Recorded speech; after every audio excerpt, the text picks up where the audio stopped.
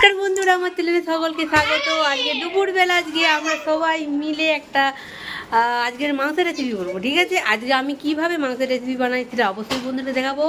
আর এখানে দেখতেই পাচ্ছেন এই বাবু সোনারা ওরা সব দুষ্টুমি করছে সারাক্ষণ, সবাই মিলে চলে এসেছে ঘরকে। আর এখানে যে আমি মাংস বানাচ্ছি, মাংস বানানোর আজকে মাংস আনতে গেছি, মাংসের সাথে অনেকগুলো ডিম পেয়েছি, এগুলো হচ্ছে মুরগির ডিম এগুলো। আর যেখানে মাংসটা এই যে জল দিয়ে ধুয়ে এই মাত্র নিয়ে এলো, অনেকটা বেলা হয়ে গেছে। আর মাংস বানানোর জন্য আমি এখানে কড়াতে তেল দিয়ে দিয়েছি, এরপর আমি দিয়ে দেবো তেজপাতা, একটা তেজপাতা দিয়ে দিলাম। তেজপাতাটা আমি দিয়ে দিয়েছি। এরপর আমি দিয়ে দেবো গোটা এলাচ, গরম মশলা, দারচিনি সব কিছু আছে তেলের মধ্যে দিয়ে দিয়েছি ও কত করে কাটছে। এরপর আমি দিয়ে দেবো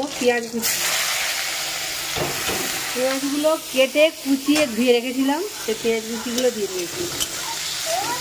এটি সুন্দর একটা সুগন্ধ বেরিয়েছে।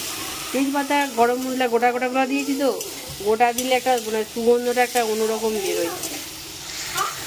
এটা কিছুক্ষণের জন্য পেঁয়াজটাকে আমি হালকা করে বেটে নিয়েছি। এতগুলো ডিম দিতে বাবু সোনা চেয়েছিল, ডিম তোদের খুব পছন্দ। আজকে যে মাংসটা বানাচ্ছি পেঁয়াজটা ততক্ষণে আমি এটা নেড়ে নিয়েছি। আর এটা হচ্ছে পায়েস বানাবো, এটা পায়েসটার জন্য এটা আমি আলু ডালটা সেদ্ধ করে নিয়েছি। আর ঠিক আছে, পেঁয়াজটা ততক্ষণ আমি পেঁয়াজটা ভাজা গেছে, পেঁয়াজটা লবঙ্গগুলো ভালো করে ভেজে নিয়েছি। এরপর আমি দিয়ে দেবো রসুন বাটাটা আমি দিয়ে দিয়েছি। রসুনটা ভেজে নেবো। রসুনটা আমার অলরেডি অনেকটাই ভাজা হয়ে গেছে। এরপর আমি দিয়ে দেবো আদা বাটাটা। আদা রসুন সব মশলাগুলোকে আমি ভালো করে একটু ভেজে নিচ্ছি।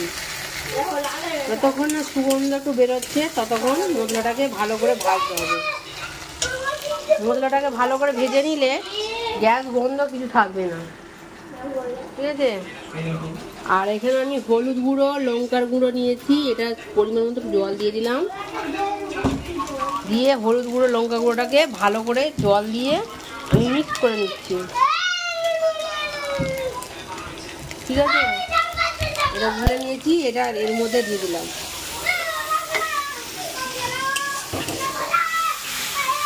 দেওয়া গেছে, আর একটু জল লাগবে এটাতে, আর একটু জল দিয়ে দিচ্ছি। জল দিয়ে ভালো করে পাতাটাকে ধুয়ে নিলাম। বাবু সারাক্ষণ দুষ্টুমি করে যাচ্ছে,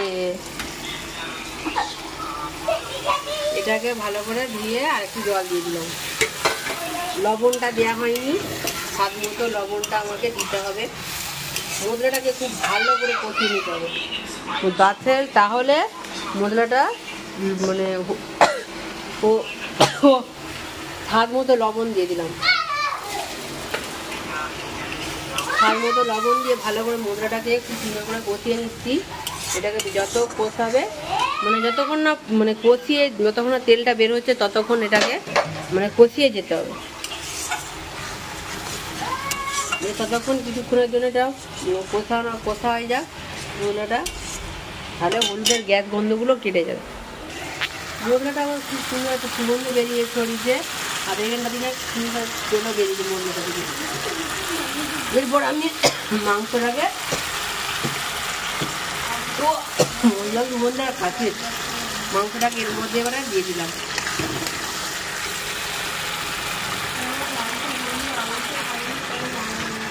যারা মশলা খেতে ভালোবাসেন তারা অবশ্যই এখানে একটু বেশি করে মশলা দিতেই পারেন। এখানে এটার মধ্যে গোটা জিরে বা বাটা জিরে, তারপরে কচু দিলেও কিন্তু খুব ভালো লাগে, স্বাদ অন্যরকম একদম হয়ে যায়। মাংসগুলো সব আমি তুলে দিলাম। এবারে হালকা একটা ঢাকা দিয়ে দেবো। ঢাকা দিয়ে মাংসটাকে আমি মাংসের যে জলটা সেটা আমি বার করবো, ঠিক আছে? মাংসটা আমার নাড়াচাড়া হয়ে গেছে। এবার একটা পাত্রে দিয়ে দেবো। বন্ধুরা দেখতে পাচ্ছেন এখানে মাংসটা আমি ঢাকা দিয়ে চলে গেলাম বাবুনাকে চান করতে। আর এখানে মাংসটা দেখতে পাচ্ছেন অলরেডি অনেকটাই কষা কষা ভাব হয়েছে আর মাংস থেকে জল বেরিয়ে গেছে। ঠিক আছে বন্ধুরা, এই ছিল আমাদের যে মাংসের রেসিপি। যদি ভিডিওটি ভালো লেগে থাকে অবশ্যই একটা ছোটো করে লাইক করবেন।